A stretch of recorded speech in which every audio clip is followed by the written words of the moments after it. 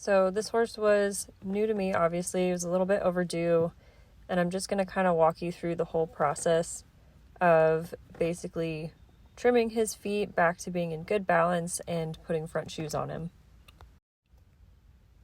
I also am going to mute the regular sounds on the video because, as you can kind of tell from my voice, I have a little bit of the sniffles, and I don't know about you guys, but I can't stand listening to people like have difficulty breathing or being sniffly all the time or whatever. So we're just going to completely just exonate that. In my trim, I've trimmed his frog back down to a normal length, and I'm investigating my seat of the corns and trying to find the apex of my frog just to give myself a good read on how much foot we actually have to work with so I don't over trim, which seems kind of counterintuitive seeing as he's so long, but I have a process and it works for me for every foot no matter what the foot looks like.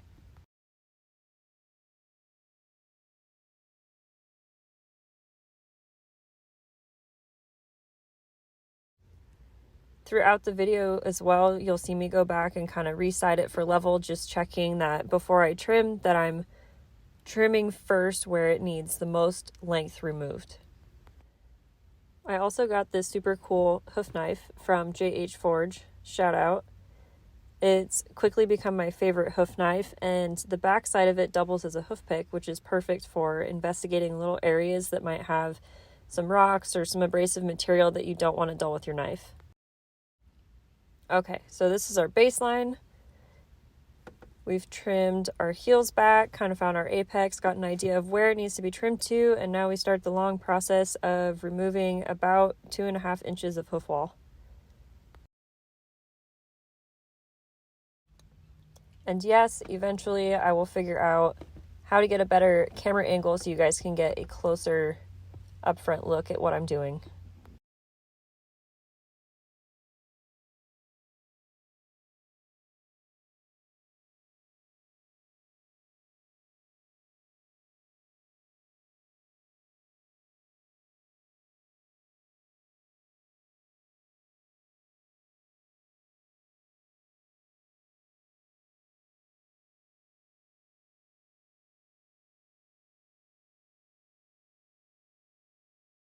So we got that first nipper run done. Now we're just going to keep kind of exfoliating all this chalky sole that needs to be removed. He still has a ton of height on his foot.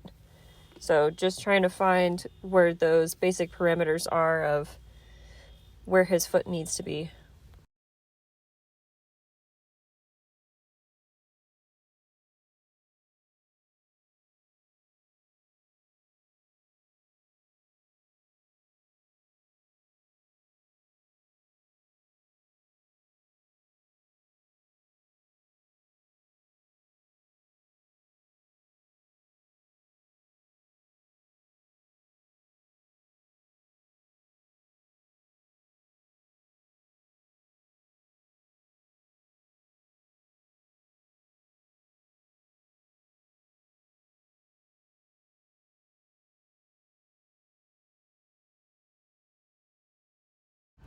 So now that we have a good base on our right front, we're going to start the trim on the left front, which this foot's not as upright. The opposite foot was a little bit more upright and kind of clubby in nature. This foot's a little bit more normal, so it'll look a little bit more normal as far as my basic step 1 through 5 goes. So I try to find my depth at the apex of my frog first, then find my seat of the corns to figure out how low I can take the heels down to, and then I'll just kind of exfoliate all this chalky stuff and figure out where's my white line, because I'll use that as my most consistent landmark for how to map the foot. So again, I find my basic landmark, set it for level, clean up the back of my frog. He had a nice little bacteria trap here that really needed to be trimmed out to prevent further reinfection of the thrush bacteria that was present in his frog. It's black, it's kind of stinky. You'll see it here in just a second. The nice thing about this bacteria is it's anaerobic, so it's killed by air, which means usually once you open it up and kind of clean it out, it becomes a non-issue.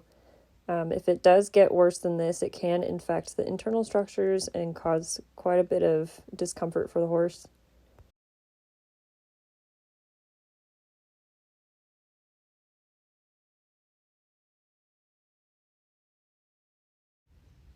And then typically I'll make a nipper run, reside it for level, and then make any adjustments I need to.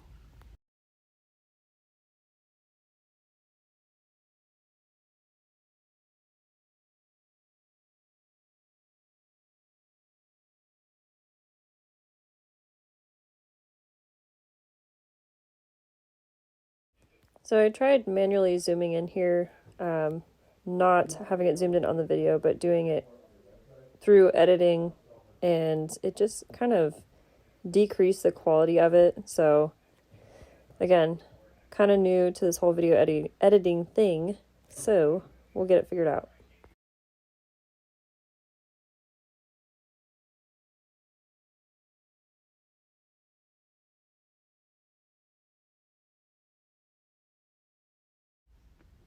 On this foot in particular, he still has a lot of hoof wall in the toe, so I'm reducing that a little bit, and then here in a minute, we've resided it, and now we're going to reduce some of that wall.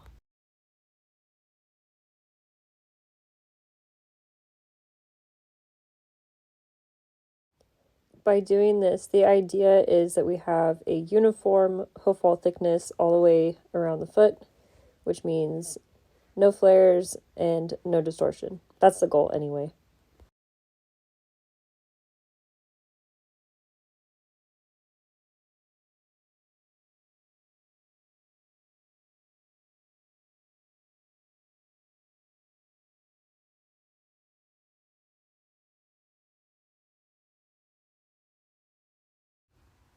So now we're just going to top dress it, make sure there's no distortion in the hoof wall, smooth everything out, make it kind of pretty. And I like to call the hoof shavings off of this forbidden coconut. Or if you're not a fan of coconut, we can always call it forbidden parmesan. Tell me which you'd prefer.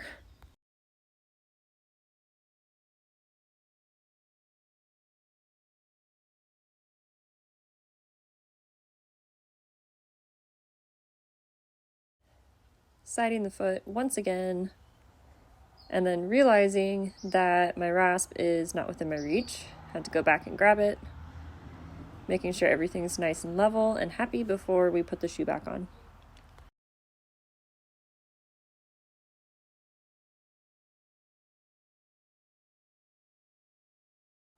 Also, not sponsored, but my Mare Gang t-shirt is from Ranch Dressin'.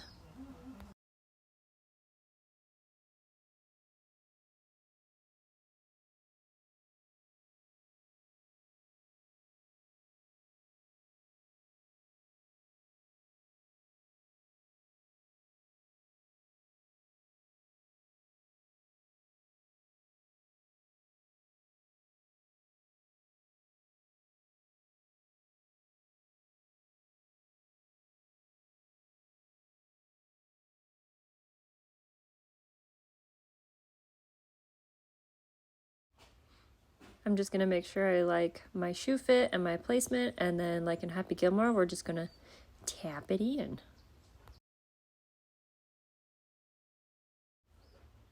I prefer to tack my shoe on like a picture, and with unclipped shoes, you can lift it up as you see me doing here, so I can double check my nails are in the white line, which is a safe spot to nail to.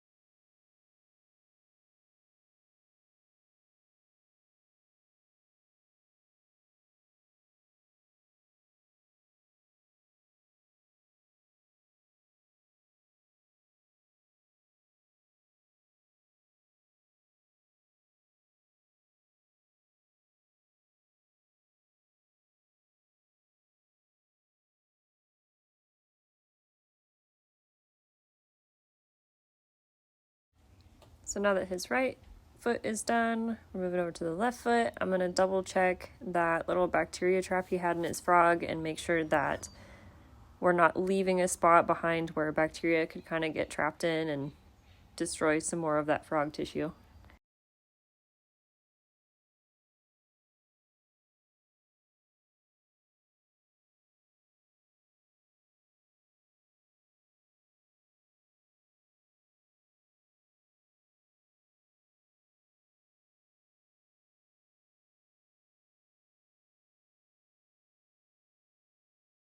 So again, just checking my shoe placement, tacking it on like a picture, double checking that my nails are in a safe spot.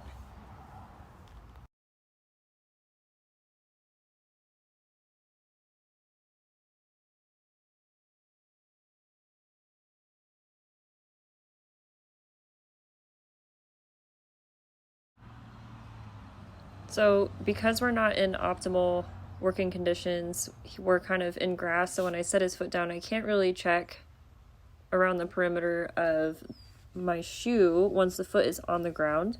So an easy trick to get around that is just set it up on your hoof stand, make sure it's sitting where you want it to, and then continue driving the rest of your nails.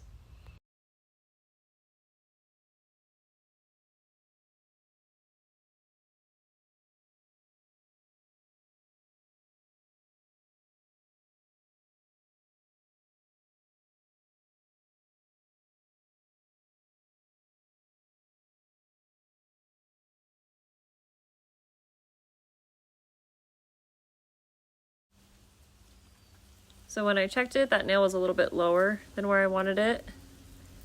So as I'm wrestling with it, I'm saying, give it back.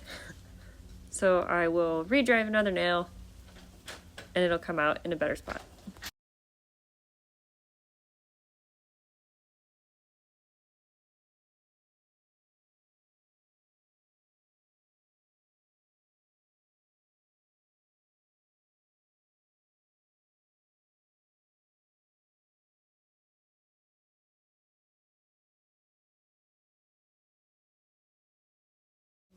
So the dangers of horseshoeing, obviously, right? If you guys have seen the video of me getting absolutely blasted by a horse fart, this guy decided that as soon as I lifted his leg, he needed to go number 2. So I promptly got out of his way, let him do his business, and then asked him to move over so he wouldn't step in it, and then we were able to move forward.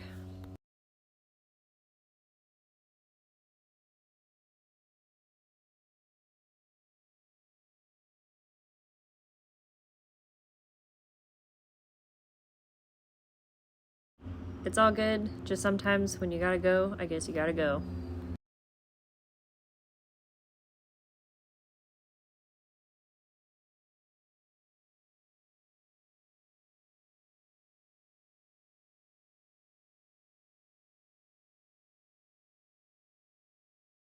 His hind feet did not have shoes on, so he had quite a bit of breakage in his quarters just from self-trimming from being so overdue, which is pretty normal. The medial or inside toe was a little bit longer than the rest of the foot, so I'll clean it up from the bottom, and then what I didn't video was pulling it forward up on the hoof stand and really making sure that it matched the shape of the hairline at the bottom perimeter of the hoof wall.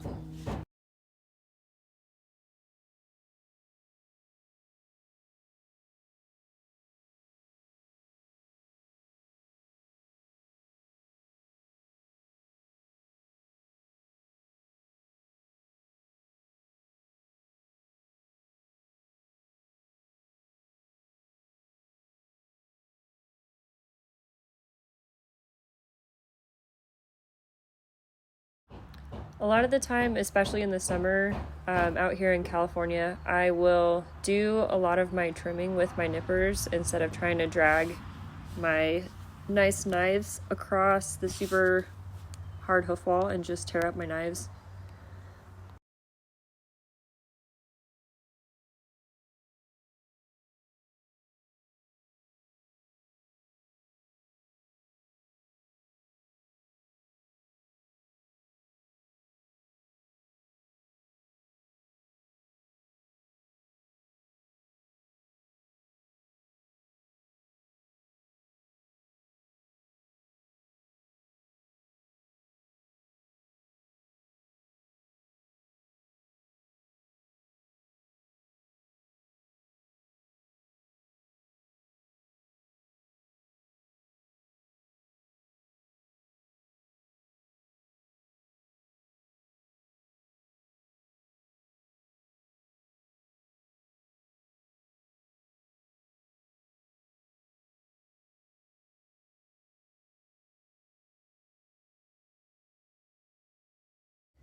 So at this point, front shoes are nailed on, hind feet are trimmed, and now all we have left to do is finish the front feet, which basically just entails me trimming off the excess nail that I drove through and folding it over and making it nice and smooth, so that way when the horse owner picks up the horse's feet, hopefully to clean the feet out, they don't get snagged across their fingers with a loose or rough end of a nail that's folded over.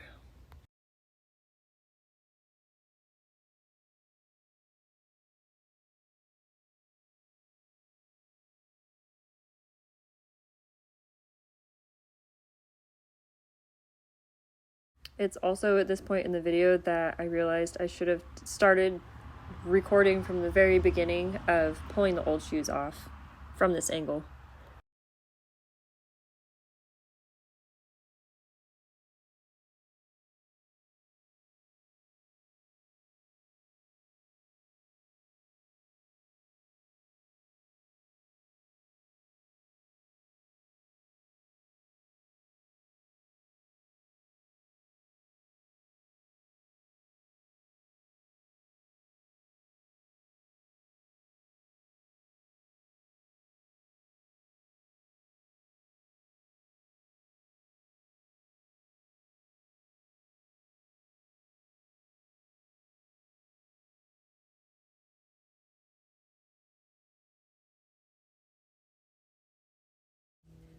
So just in wrapping up, I will see these horses again on a 6-week rotation, possibly shorter if they need it. This client has this older gelding, and then they also have another barefoot mare that we kind of talked about her weight as a concern. She had some interesting fat pads that could possibly be a sign of some metabolic issues. So we talked about diet and nutrition, what they're feeding, that sort of thing, how much exercise activity the horse gets, because it all affects the whole body, and if you have no hoof, you have no horse most of the time. So just something I like to discuss with my clients. It's not something that every farrier does, but I do feel it's very important to give the horse the best possible chance at having the most efficient way of growing a high quality foot and trying to avoid any lameness issues in the future. So, in closing, if you guys have any questions, concerns, thoughts, I know this video was a little quiet, but I have the sniffles and I do not want to have to make you guys listen to me sniffle the whole time.